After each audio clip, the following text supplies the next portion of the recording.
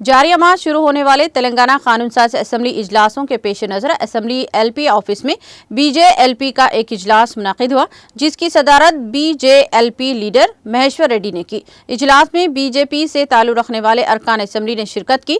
इस मौके पर असेंबली इजलासों के दौरान अपनाई जाने वाली हिकमत अमली पर तबादला ख्याल किया गया।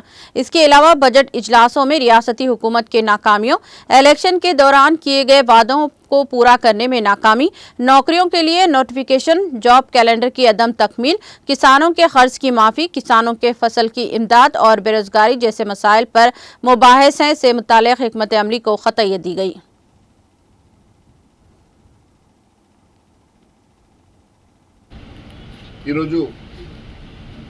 बीजेएलपी సమావేశం భారతీయ జనతా పార్టీ 8 మంది ఎమ్మెల్యేలు కలిసి ఈరోజు ఈ సమావేశంలో రేపు రాబోయేటువంటి అసెంబ్లీలో మా వ్యూహం కానీ రేపు ఈ అధికార పార్టీ తీసుకునేటువంటి ప్రజా వ్యతిరేక విధానాన్ని ఏ రకంగా ఎండగట్టాలనే అంశాన్ని కానీ బడ్జెట్ సమావేశంలో ఏ రకంగా మేము ఎదుర్కోవాలన్న అంశాలన్నింటినీ కూడా ఈరోజు చర్చించడం జరిగింది.